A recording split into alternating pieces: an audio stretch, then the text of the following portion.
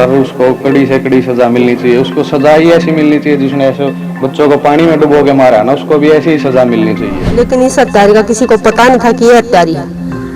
अब पता चल गया तो इसी हत्यारियों की तो फांसी की सजा दी जाएगी। सारा शौक मुझे जबरदस्त नाश कर दिया। पानीपत की साइको किलर पूनम से जुड़े अलग अलग मामलों की परतें अब खुलती नजर आ रही है। पूनम ने 4 बच्चों की हत्या कर दी।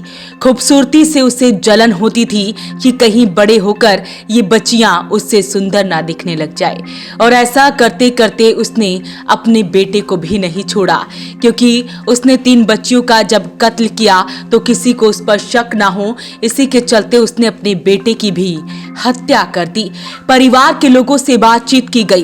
पूनम का पति भी मीडिया के सामने आया। उसने बताया कि कभी किसी को शक ही नहीं हुआ। सभी ने सोचा कि शायद पूनम का जब बेटा जिसकी डेथ हुई शायद इसी वजह से वो बीमार रहने लगी, लेकिन किसी को क्या पता था कि वो मां के रूप में एक डायन है। सुनते हैं सबसे पहले पूनम के पति ने क्या कुछ बताया। हमारी शादी 2019 में हुई थी जी, लगभग 5वें महीने में।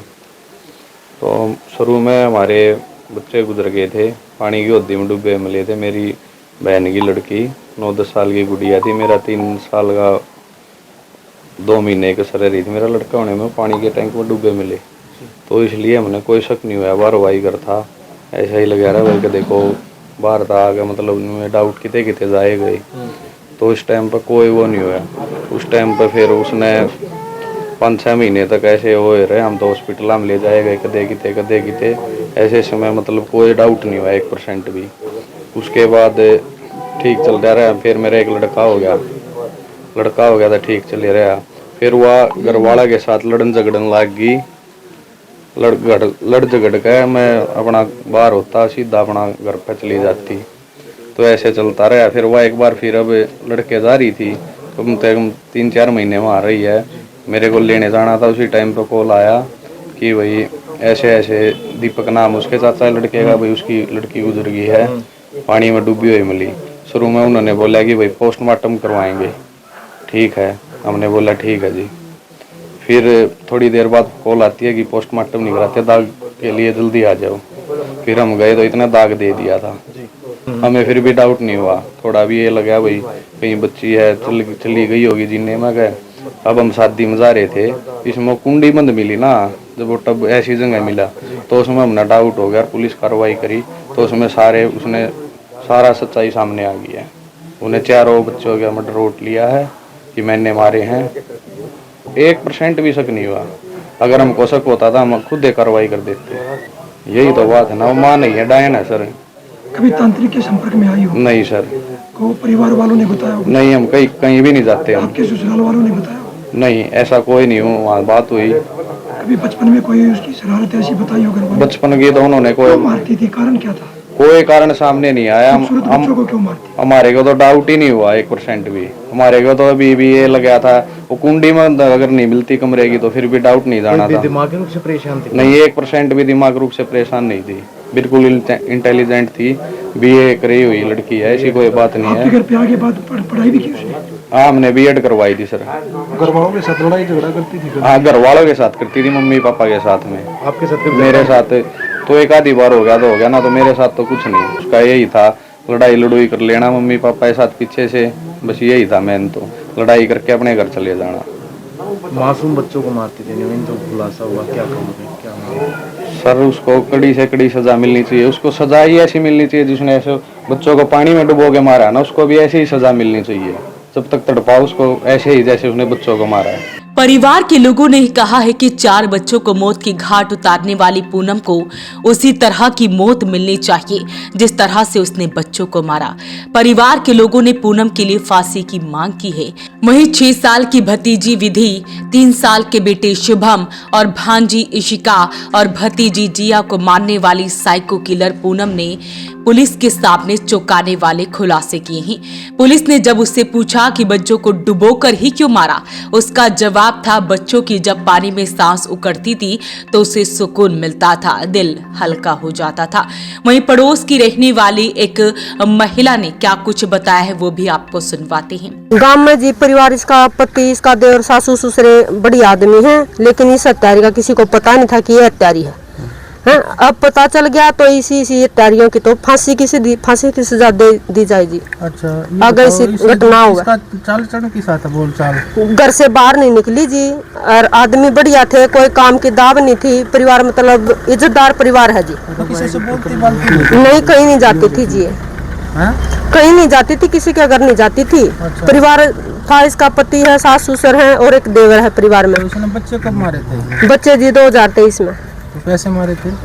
इनका कोई प्रोग्राम था जी, तब तो यही बोला था भी ओद में डूब कर मर गए, बच्चे थे गिर गए, किसी को नहीं पता था जी। और इस कौन कौन से बच्चे थे, किस किस के थे?